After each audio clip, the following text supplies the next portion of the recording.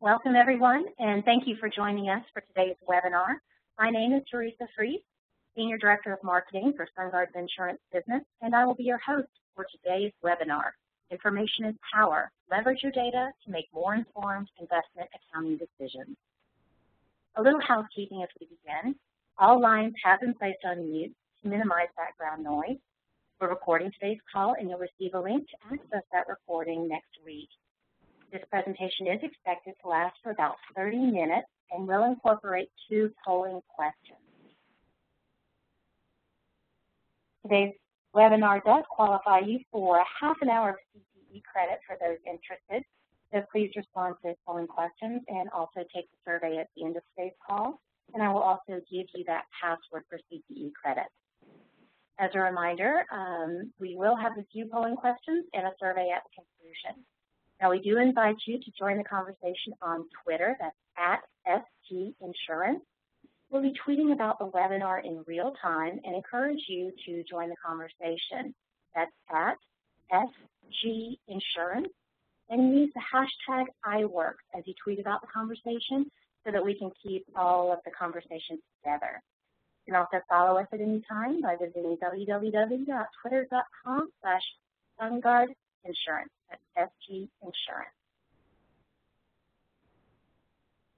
Our goal today is to share key industry trends and challenges with you for investment accounting and also demonstrate how you can leverage data already available in your investment accounting system to help make more informed decisions on compliance, investment alternatives, and managing risk.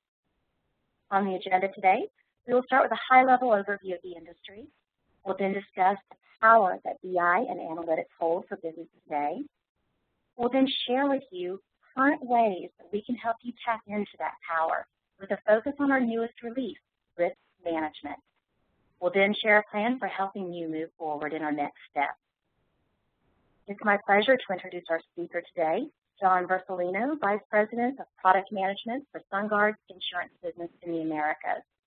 John is responsible for product planning and execution, working extensively with our investment and financial accounting solutions.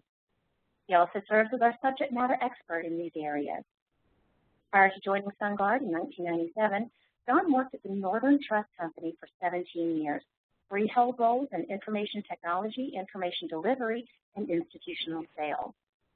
Now, before we invite John to the stage, we would like to start with our first polling question. So how do you currently view business intelligence or analytics in your organization? Do you view BI as a key differentiator, as needed? Do you view BI as not needed? Or is it ahead of its time, or you just don't know? Again, if you'll take a moment, and the polling question will be at the bottom right-hand side of your panel, how do you currently view business intelligence in your organization? Key differentiator, needed, not needed, ahead of its time, don't know. We'll give you just another moment to respond.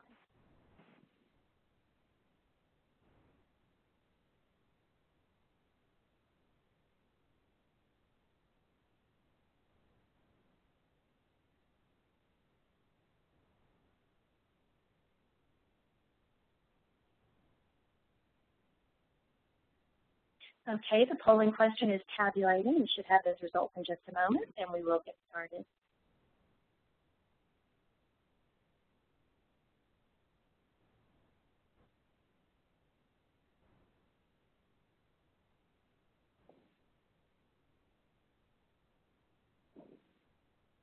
Okay, it appears that of the 44 folks we have on the phone, we have some that did not respond, but we had 4 responded that it's a key differentiator. About twice as many feel that it's needed. No one feels it's unnecessary or not needed. Just a couple feel it's ahead of its time, and about a fourth of our respondents just don't know right now. So John, if you will join us, I will hand it over to you now. Well, thanks, Teresa. I really appreciate it. And we're going to start off with just some observations I've made about the industry, really coming down to a couple articles I came across one of my subscriptions. One came from Reuters and one came from Financial News. And if you're interested in these links, you can, or these articles, we can send you the links, and you can read them yourself. So this article on Reuters was regarding low yields on traditional fixed income products and how insurance companies are increasing their appetite for more risky alternatives to boost their yields, and how they're handling that. And there's a couple of quotes that I found in the article that I'd like to share because I thought they're pretty interesting. The first one comes from SNL Financial, and they said that low rates have hurt insurance investment returns and the profitability of insurance products with guaranteed returns, things like annuities. Life insurance portfolios, on average, have lost 0.8% in 2013 alone. That's according to SNL Financial. And then Goldman Sachs Asset Management comes back and says that more than a third, or 35% of chief investment officers of the 233 global insurance companies they surveyed intend to increase overall portfolio risk over the next 12 months, while only 8% said they will decrease risk. So it's a trend. It's something that we're seeing in the industry, and I bet you're seeing in your own company. You know, I bet if you work in the investment department or you work with the investment managers, you're probably seeing that yourself firsthand. Income's down, the race to find replacements is on to boost up the returns. And in order to do so, your investment managers are moving into alternative asset classes or more risky assets. And your management's asking you questions regarding those actions and how they affect the overall composition of your portfolio, how they're going to affect returns, and how well they stack up with your company's investment policies and the state's regulations. I bet these are questions you're faced with every day. And my guess is that you're most likely answering them as well as you're able. You know, with the tools you have, you may be getting that information from your investment managers, your custodians, maybe from your systems yourself. But this whole interest rate environment is one that's been plaguing insurance companies for the past few years, and really over the near term, whatever near term might be, 2-3 years, it's going to continue to be with us. And it's really one of the, I'll call, 4 areas that I've been seeing, and maybe you've been experiencing also, and talking with our clients. We've been hearing about really 4 things that are going on that have been running for a while, and kind of interested in learning some more about how you're coping with those. Let me advance the slide to show you what. Those 4 items are these. And topmost. John? Yeah. Well, I'm sorry to interrupt. It looks like we lost the graphic on the screen. You did? On the information. Diane, can you see the graphic on your screen? Yes, ma'am, I see it. Okay, then it's just my system. I apologize. Okay. No problem. So these 4 items are things that I've been talking about for a little while now. And the first one, and one that we see all the time, is adapting to a changing regulatory and compliance environment, especially since 2008, 2009. And I'm hearing some other people can't see it also. Let me try something here. Thank you, John. I was just going to say we've got a few pings. Yeah. How about now? No. Go up on your arrow because it showed very briefly, then disappeared for us. Okay. Well, I'm just gonna say what they are, and we'll just go on from there with it. Adapting to a changing regulatory and compliance environment, improving investment returns. That's another one that we've been hearing about. Quantifying, managing, and capitalizing on financial investment risks, and improving efficiency and profitability. The good news is that your current investment accounting system can help you meet those challenges right now. Data's there. It's just a matter of being able to get to it effectively and efficiently. And we think at SunGard we can help you do that with our system called Enterprise Financials. And I'm going to be talking about that in a little while. It combines a proven investment accounting engine with a cloud-based business intelligence tool to help you gain some insight into what you do to do to make informed decisions. And I'm going to show you some examples of that in just a little bit. But first of all, it looks like we have another polling question. Great, thank you, Ken. And we will update the presentation slides just to make sure that you can see that previous graphic. I do apologize for that glitch. Moving on to our second polling question, what is the biggest challenge that you face in your own organization? So as John just went through 4 of them that we see day to day, those are adapting to a changing regulatory and compliance environment, improving your investment returns, quantifying, managing, and capitalizing on risk, or improving efficiency and profitability. And then, of course, none of the above.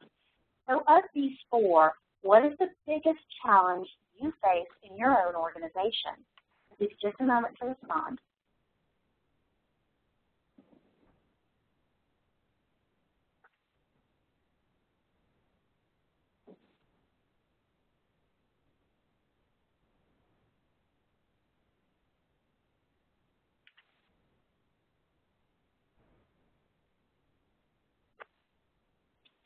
Okay, it looks like the polling is closing. It'll just take about 10 seconds, and we should have those responses for you, John, just a moment.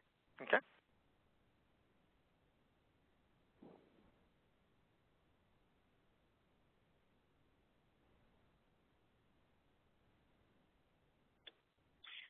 Okay, looks like we had about half of those folks respond. So the biggest challenge that's faced by attendees on today's call, it looks like a majority are adapting to the changing regulatory and compliance environment. Got about, I'd say, 1/3 of the folks feel that is their biggest challenge. A few left feel improving the investment return. And then got about, I'd say, 5% on quantifying and managing risk, as well as improving efficiency and profitability. Well, you know, that's pretty much in congruence with what I've been hearing also, Teresa. I'll tell you a reason why. I talk with a lot of investment managers as part of my job, something I'm interested in, and know quite a few of them through the industry. And this one, I can't say his name because if I did, he'd come after me, and he's a pretty big guy. I was asking him about compliance and investment returns and so forth. And he said, John, right now, if my investment returns are underneath a benchmark, not a significant amount, but if I'm underperforming the benchmark, I'll usually get a second or third chance. But I have to tell you that if I'm out of compliance with the guidelines or any of the rules or statutes that insurance companies have to follow or my clients have to follow, I'll be fired the next quarter. So people are really putting a lot of emphasis on making sure that they're in compliance with all of the rules and regulations they have, especially around investments and accounting. And that's coming from their management and all. So it's really important. So it doesn't surprise me. In fact, it kind of confirms some of the things that I've been hearing. And I have to say, I really appreciate folks taking the time to answer that polling question. As a product manager, one of the things that I need to do as part of my job is hearing what sort of things people are interested in or what sort of problems they're facing. So we can try to figure out if there's some way that we can help shape our product direction to meet those needs. Which leads me into my next point is in business intelligence and analytics. And what does business intelligence and analytics have to do with these problems that we're facing, these 4 items I talked about before? Well, really, if we look at business intelligence as a set of tools that can help us do things such as manage risk and compliance, monitor investment activity, and improve decision-making through the application of technology, it has a lot to do with what we're offering and what the direction we're moving. And really, that's the whole purpose of our system called Our Enterprise Financials, is to couple business intelligence, analytic support with the data you already have within the system. So what I'm going to do in just a minute or two is sort of review of what's already available in iWorks Enterprise Financials and show you the investment risk part, which is coming out on June 30th. And I'm going to show you some screenshots from the site. So it's not a demonstration. I'm basically showing you some screenshots and really how this system can help you with those 4 problem areas I mentioned before. If you're interested in a demonstration of iWorks Enterprise Financials, we can arrange that for you. All you need to do is contact us using that chat option you saw on the right-hand side of your screen, or just indicate that you want a demo in the comment section of the CP questionnaire you're going to see at the end of this presentation. And with that, I'm going to go to the first shot, and it's just going to show us the compliance screen. The compliance screen or panel gives us a quick view of where we stand in compliance with the NAIC's model investment law, our state of domicile for our particular company, and then the company's policy stuff. As you can see, it's pretty intuitive. If it's green, you're in compliance. If you're red, you're not. And then there's that level called yellow, and that's sort of something called a cautionary area. It gives us an idea of certain rules that we said we want to keep an eye on as we get close to being out of compliance. The point is that we are still in compliance with this. So this gives us a quick way to communicate to our management and also a checkup on the managers themselves to say, are they in compliance or not?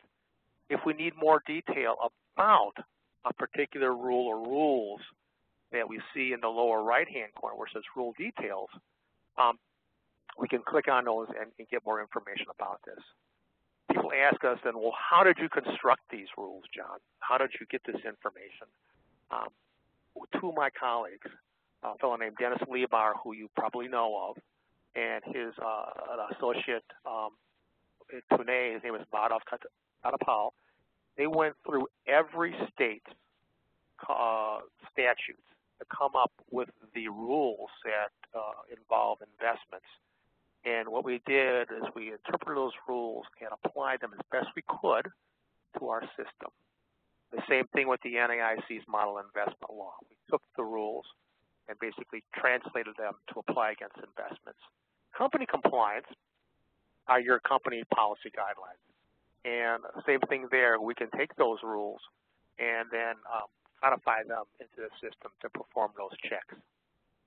So right now I'm looking at Illinois state compliance, and there's a couple that maybe I want to take a closer look at, those rules that are yellow.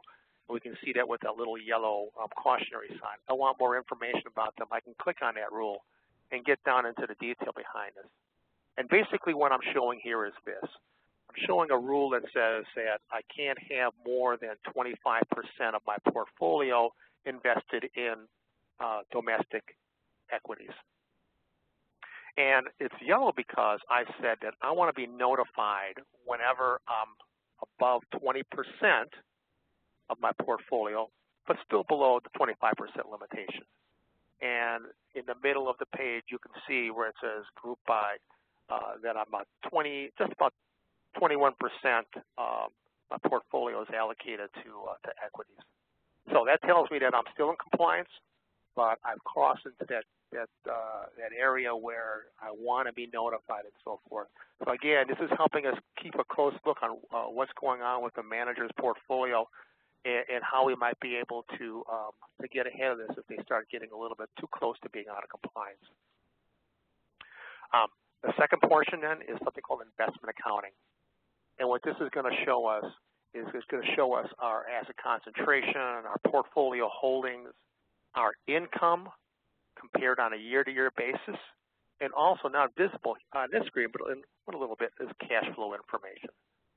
So let's take a look at the concentrations right now. And basically what I'm seeing here are my holdings invested over time, broken out by several categories, giving us information on the cost, market value, and so forth. And we can see how the allocation has changed over time among the various asset classes to see the effect of maybe a change to alternative investments and how that's growing and how it's not. as well as affected the overall health of the portfolio. If I wanted more information about those, I can click on the concentrations tab, and now I'm seeing that same information portrayed though by asset manager. I can also break it out by country and by currency, and then by asset class, NAIC rating, S&P rating, Moody's rating, and other categorization. So again, what I'm able to do here is get a good view of what's going on in the portfolio and how things are allocated. If I want to get down to the detailed QSIP level, I can click on a detail, and I'll get down there. The investment income gives me period-to-period comparisons. And basically what I've done here is I've broken it out by security type, showing my current income and prior income on a yearly basis, a quarterly basis, or on a period-to-period basis. And if I don't care to look at the numbers and all I want to do is look at these gauges, I can see my variances period to period to get an idea of where my shortfall is coming from and maybe how I can make that up. Maybe those alternative investment classes will help there. But let's take a look a little further down, and I can start getting the breakdown of my current income, prior income, by those security types. And then if I wanted more information on the individual holdings, I could certainly drill down into that area itself. So the whole idea behind these dashboards, again, is they give us a very high-level view of what's going on. If I only had 2 minutes to go in and see what's going on with my portfolio in terms of my income, in terms of my allocations, in terms of my compliance, I can do that. And if I want to drill down to get more information, that's available too. Cash flow is showing us as our sources of funds and investment in funds, as well as our actual versus budgeted cash flows pertaining to investments. And what it's doing is it's showing them graphically. In this case, it looks like everything is matching up pretty good. We're seeing it broken up by various categories such as acquisition, principal received, interest received, my actual cash flow, and then my expected cash flow. If you're talking about your investment system, it's in the post-payment processing area. Here's your expected, and here's what's actually posted. And then the variances over time. Again, summary and detail level information is available for us. In the investment risk, and this is what's coming out on June 30th, we're looking at concentration risk, we're looking at credit risk, and interest rate risk measures. And as we're seeing on this first screen here is concentration and investment risk. And right below that is the investment interest rate risk, which we'll show you in just a second. Credit risk is showing us basically if we're taking a bet on different credits. So maybe your investment managers have decided to say that, you know, we're going to go out a little lower on the credits. So maybe you're looking double A's, we're going to go single A's, or maybe we can get a little bit boost on going to triple B securities. How will that affect our concentration among the various risk measures? That's what we're showing here by portfolio market value and percentage, and then graphically also. Again, if you wanted to get down to the detail in terms of the individual holdings ratings, you can do that by clicking the Detail tab. And that's what I've done right here. I'm looking at anything that's a triple B rated security, and I'm showing the issuer broken up by security type and my NAIC, Fitch, Moody's, and S&P designations. Finally, at that bottom, what we've seen before is how we're taking a bet on interest rates. Are we going out a little further on the a little more sensitive securities? We've broken it out by modified duration, Macaulay duration, so we're getting an idea of the interest rate sensitivity as well as average life. We can see that information, again, portrayed graphically, and breaking that out by investment manager, by company, by security type, and so forth. So basically what we're trying to do here is give you a tool that let me look at how my portfolio is working based on what the investment managers are doing, if we're in compliance or not. Give me a quick way to look at that quickly, and then use this as a tool to communicate with my management or with the investment managers. And then if I need to do some more research, I'm able to do that within the tool itself. John, we do have a question. If you have just a moment before we move on to the next section. Yes, give me a chance to catch my breath.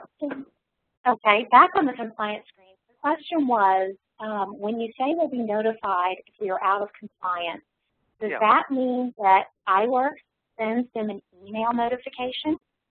If you choose to do that, right. So I think if I scroll back just a couple slides, you might see up here in the corner, let me try making that a little bigger for people. You'll see next to my name it says alerts. You can have, if you choose, the system can send you an email with your status of any changes in the portfolio. So let's say, for example, you can choose to be notified whenever a security has gone from being in compliance, or a rule has gone from in compliance to being cautionary, green to yellow, in compliance to being out of compliance, green to red, or from yellow to red, cautionary, out of compliance.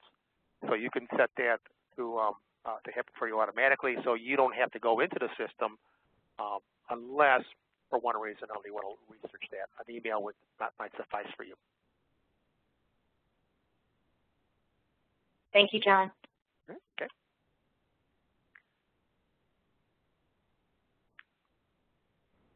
So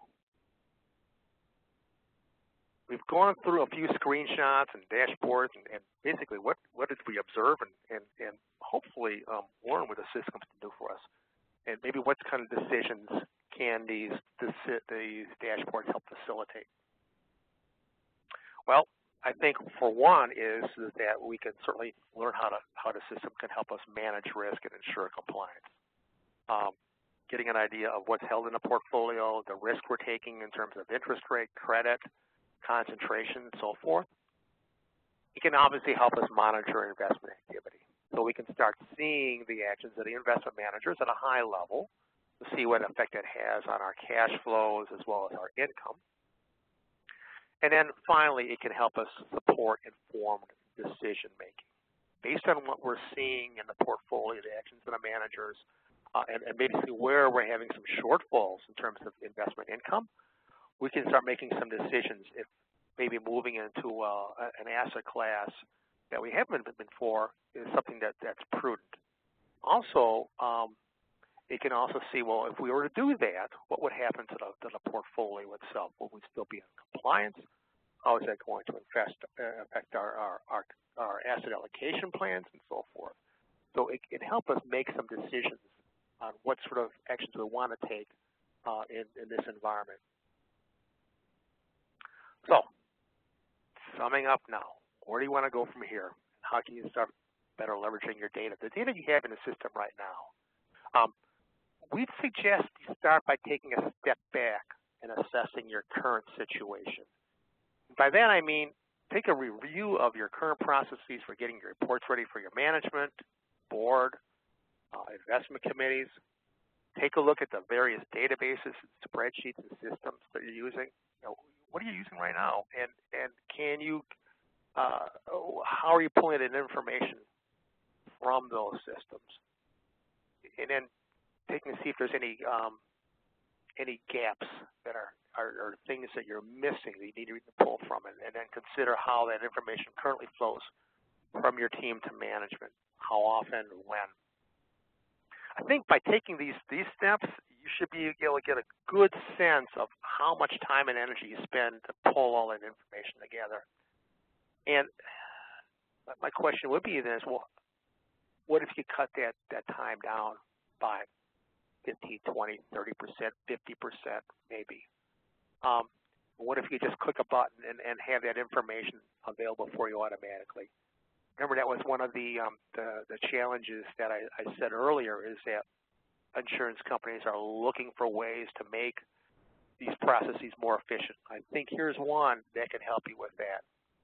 It can also help you spend time actually analyzing that data instead of complying. Again, making your work more efficient, and so forth. Could you make more informed decisions based on having all this information and what's not. You know, I could go on with this, but I just want to give you a sense of what business intelligence can do for you and how what we're doing can help you along those lines also and help you capitalize on information you have on hand. You know, I'd suggest if this is something that might have some appeal to you, you contact your account manager. You know, leave us a message in the chat or at the survey at the end, and we can talk with you about that to see if it makes some sense. What you have right now, and basically if what we can do is what our system can do to help you with that. So with that, I'm going to turn it back over to Teresa. Teresa? Excellent. Thank you so much. Yes, thank you, John, for sharing those key industry insights and challenges with us and sharing ways that we can better leverage data that we already have on hand to make those more informed investment accounting decisions as we've discussed today. And I do want to thank you, our audience, for spending time with us today. As John was saying, to learn more about how SunGard can help you tap into the power that your own information holds, give us a call today. If you're already working with us, just give your account manager a call. Or if you're new to us or don't recall who your account manager is, just give us a call at the number on your screen. That's 800-337-2677, option 2, and we'll be happy to discuss your needs and help outline a plan so that you can make more informed risk and compliance decisions with both business intelligence and analytics. That does conclude today's call. We thank you again, once again, for joining us, and have a fantastic afternoon.